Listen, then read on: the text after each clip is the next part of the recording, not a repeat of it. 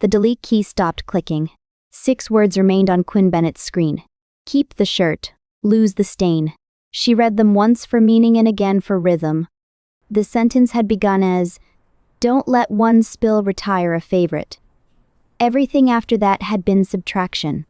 She removed the explanation, cut the polite phrasing, and left the product promise with enough attitude to be remembered. At 28, after 4 years as a copywriter in Seattle, Quinn knew when a line was finished. She did not need applause to confirm it. Recognition, however, had always been easier for the other people in her family to obtain. Nearly 300 miles east, Arthur Bennett was finishing office hours at the private university in Spokane, where he taught political science. He would have appreciated the discipline in Quinn's sentence if someone had shown him the abandoned versions and explained what each deletion accomplished. Without that context, 6 words about detergent would have looked like 6 words about detergent. Laura Bennett was seeing the final 2 patients of the day at her internal medicine clinic. She trusted work that produced measurable outcomes, a diagnosis, an improved number, a treatment that could be entered into a chart. In Bellevue, Spencer was staring at an email from his manager. Quinn's older brother had just been promoted to senior software engineer, a title he was pleased to receive and embarrassed to appear pleased about. By the end of the evening, everyone in the family would know about Spencer's promotion. None of them knew what Quinn had just written. That imbalance did not mean the Bennetts loved their son more than their daughter. Laura remembered Quinn's allergies and stocked almond milk before every visit. Arthur had attended her school plays, parent conferences, and soccer games. Spencer called whenever he heard about trouble on Snoqualmie Pass and knew she might be driving home. Love had never been scarce in the Bennett family.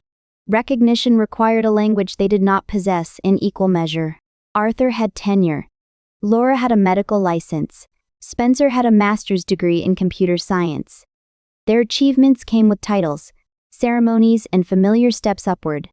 Quinn's BA in English had made the family proud, but her career in advertising remained difficult for them to describe. When relatives asked what Quinn did, Laura usually said, "She writes things for companies," then turned to her daughter for the rest. Quinn had learned to provide as little as possible. Copywriter. Agency. Campaigns. All 3 answers were true. Together, they were usually enough to end the conversation. She uploaded the finished line to the agency's shared drive. Her phone buzzed beside her coffee and the family chat appeared on the screen.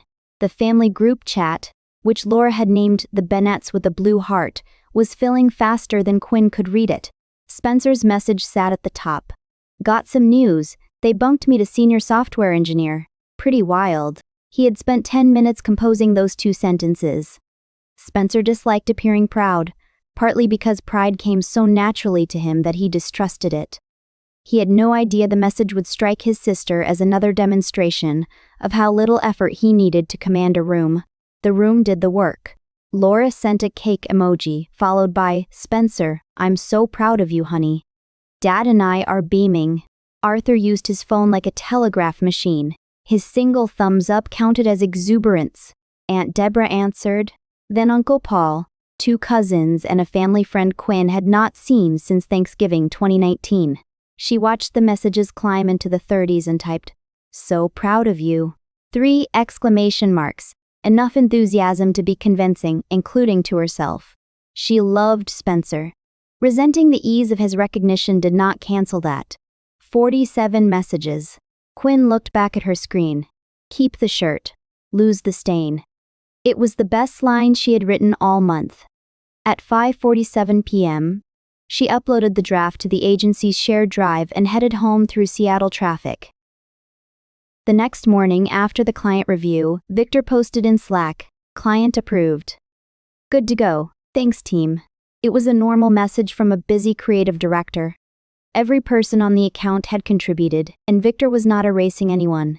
Even so, the contrast caught at Quinn. Spencer had been named and praised dozens of times. Her sentence had survived a client meeting untouched and returned inside a corporate plural. She added a checkmark reaction and went back to work. In March, Seattle was still wet enough to make every office window look filmed over. That was when Stella Voss joined Quinn's account. Stella was 39 and had been an art director long enough to distrust enthusiasm without specifics. She noticed margins, pauses, and the one person in a meeting who had stopped taking notes. Her attention was the reason Victor borrowed her from another account after Quinn's regular art director left the agency. During their first creative review, the team moved through a deck at the speed of people who had another meeting in 20 minutes. Victor clicked past slide 9. "Go back," Stella said. Victor returned to Quinn's second headline, "The softer side of showing up." "That rhythm is doing something specific," Stella said. "The emphasis lands on showing up, but the sentence never pushes. That's hard to get right." The room paused. Quinn had heard nice, strong, and love it hundreds of times. Stella had named the work inside the line. "Thanks," Quinn said. After the meeting, Stella found her in the kitchen pouring coffee she did not need. "Do you write outside work?" "No." Stella studied her over the rim of her mug. That sounded rehearsed. Quinn smiled despite herself. Maybe because people keep asking. Maybe because the answer isn't true. Stella left before Quinn could decide whether to be annoyed. In April, Spencer texted, "Colin's wedding is in 3 weeks. I'm best man. I have 3 bullet points and no speech. Can you help me not sound like an idiot?" Then, a second message, "You're the word person." Quinn stared at the phrase. He meant it affectionately. Spencer sorted people by competence. Their mother was the medical person. Their father the history and politics person. Quinn the word person. He did not hear the reduction she heard. "Send me what you have," she replied. What he had was 3 bullet points and a photo of Barnaby, the family lab, wearing a plaid bow tie at the previous Christmas. Spencer had captioned it, "Current level of preparation." Quinn wrote the speech in 2 hours. It was funny without humiliating the groom, tender without sounding borrowed, and calibrated to Spencer's speaking voice. He called as soon as he read it. "This is ridiculous," he said. "It sounds like me if I had access to a much better brain. Practice it out loud. The joke about freshman year needs a pause. I owe you." "Yes, you do." 3 weeks later, Spencer posted the wedding video in the family chat. Golden ballroom light fell across the bride as she wiped her eyes. Spencer stood at the microphone, relaxed and precise. The room laughed where Quinn had placed the laughs, and went quiet where Quinn had placed the laughs, and went quiet where she had left space. Laura answered first. "Spencer, that speech was incredible." Arthur wrote, "Well done, son." Before the praise could travel much farther, Spencer added, "Full disclosure," Quinn wrote the whole thing. "I gave her 3 terrible bullet points." For a moment, the thread stopped. Then Laura replied, "You two make a great team. Spencer, your delivery was wonderful." Arthur added a thumbs up to Spencer's disclosure and wrote nothing else. Aunt Deborah sent Quinn a heart, then returned to praising the line about friendship. Nobody denied what Quinn had done. They had been told plainly. Yet the attention settled on the person at the microphone, because performance was visible and authorship had happened elsewhere. Spencer texted her privately that night, seriously. "Thank you, I told everyone it was yours." "I know," she answered. She was not angry with him. That almost made the ache harder to place. At 11, she opened her laptop and began a story about a woman who worked in a laundromat, folding other people's clothes during the day and trying to unfold her own life at night. The first draft was rough and too short. It was also alive. The woman in the story was not Quinn. She was 52, newly divorced, and unable to discard anything a customer left behind. By midnight, the laundromat had acquired a broken vending machine, a row of orange chairs, and a regular customer who washed the same clean coat every Friday. Quinn did not know what any of it meant yet. For 2 hours, meaning was less important than permission.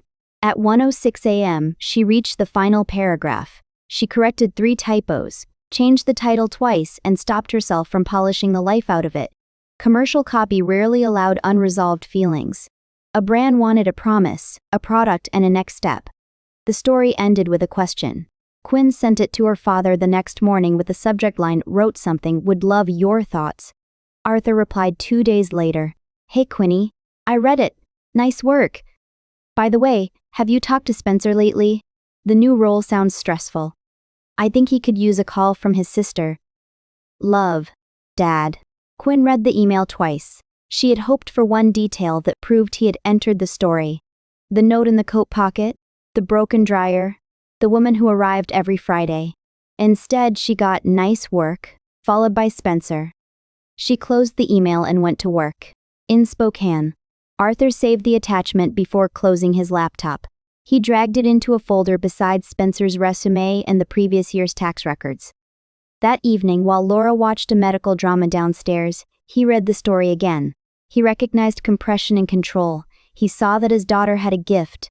What he lacked was a useful response to art that made no argument and led to no credential he understood. Arthur had once imagined Quinn pursuing an academic MA or PhD, with seminars, publications, and a path he could describe to colleagues. Advertising had never entered that picture. He knew better than to say so. Silence seemed kinder. He did not understand that silence could deliver its own verdict. Arthur considered reopening the email and adding something specific. He could mention the coat or the red sock. Each sentence he drafted sounded either academic or falsely casual. After 10 minutes, he closed the window. He assumed there would be another opportunity. Parents often make that assumption because they cannot see which small moment their children have appointed as the test. In September, Laura called with news. Arthur was receiving a teaching award during Faculty Recognition Week. The political science department would hold a small Thursday evening ceremony for colleagues and family. "You're so good with words," Laura said. "Could you write something about your dad? A few paragraphs I can read. Maybe we can frame it afterward?" "Of course," Quinn said. She meant it. Arthur had read Yeats aloud to her when she was 6. He had taught her to pause over sentences and distrust the first word that came to mind. She loved him for that, even if he could not recognize where those lessons had carried her. Quinn wrote 300 words about a teacher who asked students to read the world carefully and had taught his daughter to do the same. She included his habit of dog-earing books and the pause he took before answering difficult questions. The ceremony was held in a seminar room at Arthur's University in Spokane. 40 people gathered around a long oak table: professors, a dean, graduate students, and the Bennett family. Laura wore the gray dress she saved for university functions. Spencer arrived with his tie slightly crooked after driving over from Bellevue. Quinn had crossed Snoqualmie Pass that afternoon beneath a sky the color of steel. Before reading, Laura looked toward the second row. "Quinn wrote this for her father," she said. The credit was brief but clear. Laura's voice cracked on the line about the dog-eared books. A silver-haired professor in the front row pressed a hand to her chest. Quinn felt the private satisfaction of having made a room still. During the reception, a colleague touched Arthur's arm. That tribute was beautiful. Arthur glanced toward Quinn. Laura thought of framing something and Quinn did the writing. She has always been good with words. He believed he had praised her. Quinn heard a description that could have applied to neat handwriting or clever birthday cards. "She captured you perfectly," the colleague said. "She did," Arthur answered. That mattered. It did not repair everything, but it mattered. On the drive back to Seattle the next morning, Quinn replayed the exchange. Arthur had named her contribution. Laura had credited her before reading. Nothing objectively unfair had happened in that hallway. The disappointment came from the scale of the response. 300 words had carried a room through 30 years of Arthur's life. Yet the family still spoke of Quinn's ability as a pleasant facility rather than a discipline she had spent years building. She also knew that asking a late-career political scientist to discuss craft at a reception might be asking for fluency he did not possess. Both facts could be true. Her father had tried and his effort had fallen short of what she wanted. Rain followed her across the pass and became pale autumn sun west of the Cascades. By the time she reached Seattle, she had decided not to turn the reception into a fresh grievance. She saved the ceremony program in the same portfolio folder where she kept finished campaigns. At Christmas, the framed tribute hung in the hallway of the Bennett house. The dining room smelled of rosemary, pork, and baked apples. Laura had placed an unscented ivory taper at each end of the table. The pine candle burned on a sideboard in the living room, far enough away not to compete with dinner. Baked brie with fig jam and pecans waited beside a bottle of red wine. Barnaby, the family's 9-year-old lap, slept beneath the table with his chin on Quinn's foot. These ordinary comforts were part of the truth. The Bennetts remembered allergies, sent one another articles about sleep, and checked the highway cameras whenever either child crossed the pass in winter. They were capable of devotion. Praise was where their fluency failed. "Have you thought about going back to school?" Laura asked as she passed the Brussels sprouts. "Maybe a master's?" "I like what I do, Mom." Laura set down the serving spoon. "I know. I want you to have stability. Copywriting is a career." "I didn't say it wasn't." The table went quiet. "Quinn's the artist of the family," Spencer said. He reached for the wine and gave his sister an uncertain smile. "I'm just a tech nerd." He intended to defend her. The word artist still placed Quinn outside the family's system of salaries, credentials, and predictable ladders. Laura smoothed the tablecloth. "We are proud of both of you." Quinn took another potato. She did not trust herself to answer. Spencer watched her lower her eyes. He understood that his attempt had failed but misidentified the reason. He thought Quinn disliked being called an artist because the word sounded unserious. He did not realize she objected to becoming the family's charming exception, the person whose talent was admired most safely when it remained decorative. Laura moved the conversation to a neighbor's kitchen renovation. Arthur asked whether anyone wanted more wine. Within 2 minutes, the table was warm again, which was one of the family's skills. Discomfort never lasted long enough to become an honest argument. Quinn could have said, "I need you to ask about my work," without turning it into a problem to solve. She rehearsed the sentence while carrying plates to the kitchen. She did not say it. Years of accommodation had made direct requests feel more dangerous than disappointment. Later, while she washed dishes, Arthur put a hand on her shoulder. "That tribute you wrote," he said. "It was more than good with words. I should have said that at the reception." Quinn kept her hands in the warm dishwater. "Thanks, Dad." He waited, hoping she might turn around. She did not. Arthur left the kitchen knowing he had missed something and unsure whether he had arrived too late to retrieve it. 4 months later, in late April, the agency traveled to Portland for that year's District 11 American Advertising Awards. The detergent campaign had already won gold at the Seattle competition in late March, automatically advancing it to the district level. By the end of the Portland ceremony, it had won gold again. The district award would send it on to national judging. The agency treated the trip as both celebration and work. Because the welcome reception was scheduled for Friday evening and the ceremony for Saturday night, Victor booked a block of rooms for both nights. The account lead circulated a dinner itinerary, and everyone received a reminder that the client might attend. Quinn took the train from Seattle with Stella on Friday afternoon. They spent most of the ride discussing an unrelated pitch, and the last 20 minutes deciding whether sneakers counted as acceptable footwear for the welcome reception. "They do if they're expensive enough," Stella said. Quinn had packed the black dress she bought for award nights and a pair of heels she would regret by 10. The ceremony was held in a Portland hotel ballroom with patterned carpet, bright chandeliers, and a step-and-repeat near the entrance. Jackets hung from chair backs. People made quiet jokes about clients and applauded rival agencies with the uneasy generosity of competitors.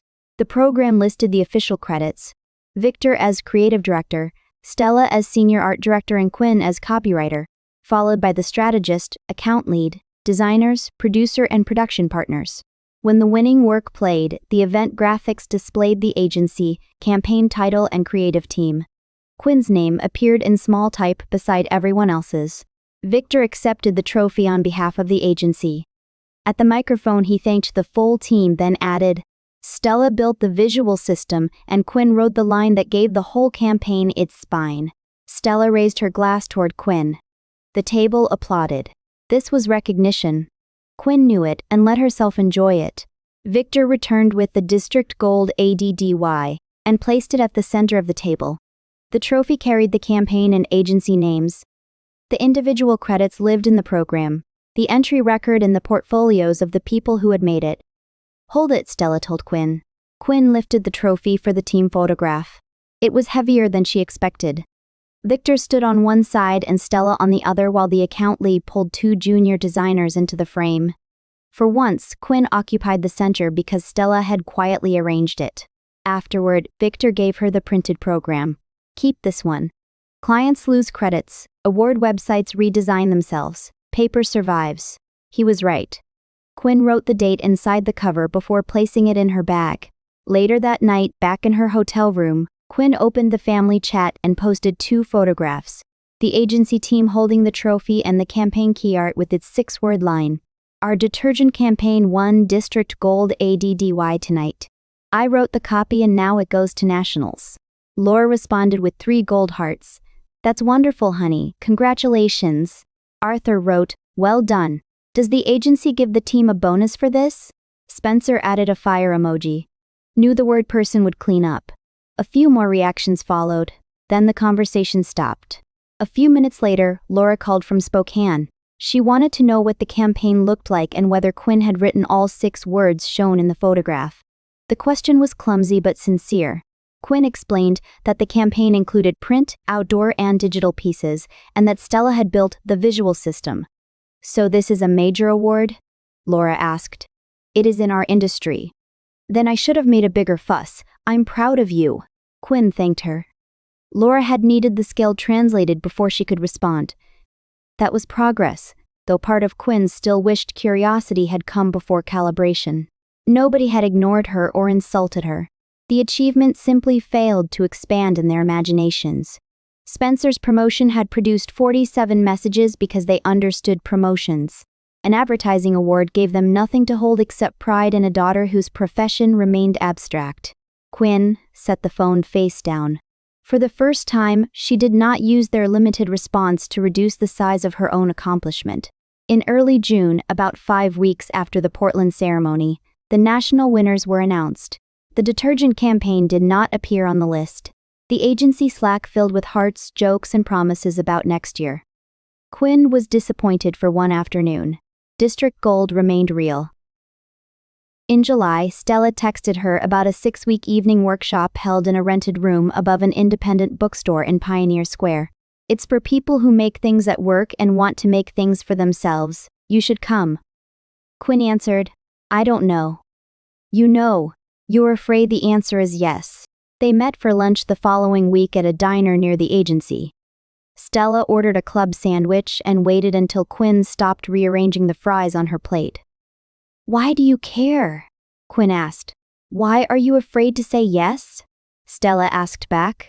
Quinn considered the question. Maybe I should just apply for a master's in education. My mother would understand that better. Stella shook her head, a small motion, almost imperceptible. I spent years living inside other people's expectations. Always stuck at the same fork, do what they wanted or do what I wanted. It took me longer than it should have, but I'm glad I finally got to be myself.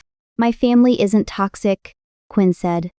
They remember my allergies, they check the pass when I drive home, they love me, they just don't see this part. You don't have to call them toxic to admit that it hurts. That was harder to dismiss. The workshop met on Thursday nights. There were 9 students, most older than Quinn, carrying marked-up pages and the nervous focus of people preparing to expose unfinished work. The first week was devoted to other writers. Quinn marked their pages carefully and spoke only after everyone else. She knew how to defend a headline in a client meeting, but fiction removed the protection of a brief. No strategist had identified an audience for the laundromat. No research deck could prove the red sock belonged in the second paragraph. For the third meeting, Quinn revised the laundromat story and read it. The group discussed it for 20 minutes while she listened. They admired the central character but questioned an ending that resolved too cleanly. Then the instructor tapped the first page. Laundromats are catnip for beginning writers, she said. Fluorescent light, strangers' clothes, circles turning behind glass. The symbolism arrives preloaded. If you keep the setting, you have to earn it. What does this woman understand about the work that a customer wouldn't?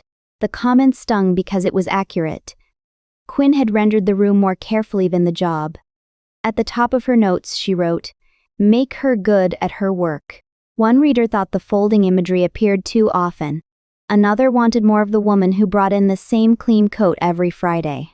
Quinn filled 3 pages with notes and discovered that disagreement did not have to mean failure. As the discussion ended, a woman across the table leaned forward. What happens after she finds the note? It was the first question that treated Quinn's invented world as a place worth remaining in. During the 5th week, the instructor wrote MFA in the margin of Quinn's manuscript and circled it. That night, Quinn opened the admissions page for a respected low-residency creative writing program in Vermont. It admitted winter and summer cohorts. The winter term began with a 10-day January residency, followed by one-on-one work with a faculty mentor from home. Applications for January were due September 1. The checklist stopped her. A fiction manuscript of up to 20 pages, which could consist of one complete short story. A 2 to 3 page essay about her reading life. 3 recommendations. Official transcripts. An application fee. If admitted, she would need to be away from Seattle for 10 days in January, use roughly 8 workdays of PTO, buy cross-country airfare, and make a tuition plan that would not consume her savings. She closed the tab, but she did not forget it. For 2 days, Quinn read program pages during lunch. She checked faculty books out of the Seattle Public Library, searched accreditation, compared graduation requirements, and looked for evidence that alumni continued publishing after the degree. She also read warnings from writers who regretted borrowing heavily for an MFA. The warnings mattered. Wanting the program did not make every price responsible. On Wednesday, she attended a virtual information session from her apartment. The director explained that students came to Vermont twice a year, lived on campus during the 10-day residencies, and worked remotely with mentors between visits. Most held jobs. Several had children. The program would not turn attendance into a teaching position, a publishing contract, or a better salary. Its promise was time, mentorship, and a serious community. That answer made Quinn trust it more. The next evening, she created a spreadsheet. Tuition and estimated travel went in one column. Savings, possible scholarships, and the maximum debt she was willing to accept went in another. The total frightened her. It did not make the decision for her. She asked the workshop instructor for a recommendation after class. The instructor agreed and requested a resume plus the revised story. Stella said yes before Quinn finished asking. Victor took longer. Not from reluctance, but because he wanted to understand what the letter should address. "Your writing is excellent," he said. "I can also tell them you meet deadlines and don't become precious when the work needs revision. That may be the nicest thing you've ever said to me. Don't put that in your personal statement." Quinn ordered an official transcript from her college and entered each recommender's email into the application portal. The system sent them individual upload links. She placed a tentative PTO request for the January dates and told her supervisor it depended on an admissions decision. The agency approved the hold, provided she arranged coverage before the holidays. For 4 weeks, she worked on the application after dinner and through every weekend. The laundromat story grew from 11 pages to 18, then contracted to 16. Stella read the personal essay and crossed out every sentence that sounded written for an admissions committee instead of a human being. The workshop instructor returned comments. Quinn revised again. The hardest page was the one about why she wanted the degree. Her first version tried to justify creative writing through skills that would benefit the agency, narrative strategy, audience empathy, long-form discipline. Stella drew a box around the paragraph. "Do you believe any of this?" she asked. "Some of it. Then write the part you believe most." Quinn replaced the paragraph with 4 sentences about spending years inside other people's voices and wanting to discover what remained when nobody supplied the brief. The language was simpler. It was also true. 2 recommendation letters arrived by August 28. Victor submitted his on August 31 at 6:03 p.m. The transcript service confirmed delivery that evening. At 2:14 a.m. on September 1, Quinn checked the writing sample one last time, paid the application fee, and clicked submit. She was alone in her apartment, but the act had not happened in isolation. 3 people had written letters. 9 had read her pages. Stella had argued with the paragraph for 40 minutes. Quinn had done the rest. She closed the laptop and lay awake until dawn, frightened and fully alive. The admissions email arrived 6 weeks later at 3:07 p.m. on an October Tuesday, while Quinn was sitting through a client status meeting at the agency. She saw the program's name on her phone when the screen lit beside her notebook. She did not open the message until the meeting ended 40 minutes later. Then she carried her laptop into an empty conference room and read the first paragraph. "Dear Quinn, we are delighted to offer you admission to the Low Residency Master of Fine Arts program in creative writing, beginning with the January residency." She read it twice before returning to her desk. There were still 2 hours left in the workday, including a headline revision and a call with the account strategist. She completed both without telling anyone. That evening, back at her apartment, Quinn opened the letter again. It included a partial merit scholarship, awarded on the strength of her writing sample and distributed across the program's 4 academic terms. The scholarship did not make the degree inexpensive, but it kept the cost inside the limit she had set. Her PTO dates were already held, and she would have nearly 3 months to book travel and arrange coverage. The admissions portal gave her 2 weeks to accept and pay the enrollment deposit. Before calling anyone, Quinn opened her spreadsheet and replaced every estimate with the figures in the offer. She added books, airport transportation, and a buffer for the second residency. The numbers still worked if she stayed in her current apartment and postponed replacing her car for another year. This was the adult part of choosing a new life. Quinn reviewed the totals twice, accepted the offer, and paid the deposit with money from savings. Then she called Stella. "I got in." Stella shouted loudly enough that Quinn moved the phone away from her ear. They talked for 15 minutes about the scholarship, the residency, and the sentence in the letter that called Quinn's fiction controlled, humane, and quietly ambitious. Only after that call did Quinn start a group FaceTime with her family. Spencer joined from his couch in Bellevue.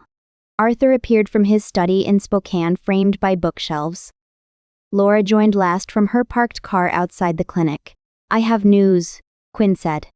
"I got into a low residency MFA in creative writing. They offered me a scholarship. My PTO is approved and I start with the January residency." 3 faces went still. Laura spoke first. "Oh, that's wonderful, honey. But what would you do with it?" She heard the question only after it had left her mouth. Laura had intended to ask about Quinn's future, which was how she organized concern. She saw the small change in her daughter's expression and knew she had led with the wrong thing. Arthur adjusted his glasses. "Do they publish placement information for graduates?" He thought he was helping. In his profession, programs were judged by outcomes, funding, and institutional reputation. He had no idea that his question sounded like a request for Quinn to defend the value of being admitted. Spencer glanced down when a notification lit his phone. "Cool," he said. He meant, "I support you." One syllable could not carry the weight he assigned to it. Quinn waited. None of them said they were proud of her. "Thanks," she said. "I wanted you to know." She ended the call before the conversation could become a discussion of logistics she had already solved. At her kitchen table, she cried for the response she had predicted and still hoped not to receive. She considered calling back and telling them exactly what she had needed. The sentence was simple: "I wanted congratulations before questions." Her thumb hovered over the family chat. She was too raw to begin a conversation in which she might end up comforting them for having hurt her. Instead, she sent the sentence to the Notes app. Avoidance and timing could look identical from outside. Quinn decided she was postponing the conversation, not abandoning it. The scholarship was real. The writing sample was hers. Nobody in her family had granted permission, and nobody could withdraw it. Their approval would have mattered. It no longer had to decide the size of her pride. In Spokane, Arthur searched the program's faculty, accreditation, and alumni publications. He read for 20 minutes. The career paths looked uncertain compared with tenure, medicine, or software engineering. But the faculty were serious, and the student work was stronger than he expected. The unnamed folder on his desktop still held Quinn's laundromat story and the tribute she had written for him. He opened the story again. Downstairs, Laura replayed her first sentence from the call. "What would you do with it?" She had heard a door move in Quinn's voice. That night, she created a Google alert for her daughter's full name. A practical gesture that felt safer than admitting she did not know how to reopen the conversation. In Bellevue, Spencer resumed his show. 10 minutes later, he paused it and searched Low Residency MFA. He read long enough to understand that the January residency was not a vacation and that Quinn would be writing another 20 hours most weeks while keeping her job. He texted, "Just looked it up. This is a real commitment. Congratulations, Quinny." Quinn saw the message before bed. "Thank you," she wrote. It was not everything. It was something. The following 12 months were demanding and mostly ordinary. In January, Quinn flew east for the 10-day residency. Her days began with workshop and ended with readings, faculty talks, and conversations in overheated hallways. After returning to Seattle, she kept her agency schedule and reserved early mornings plus Sunday afternoons for the MFA. Some weeks she failed to protect the hours. Most weeks she returned to the page anyway. The first residency was less romantic than the brochure. Her flight was delayed in Chicago. The dormitory radiator hissed all night, and breakfast coffee ran out before the first lecture.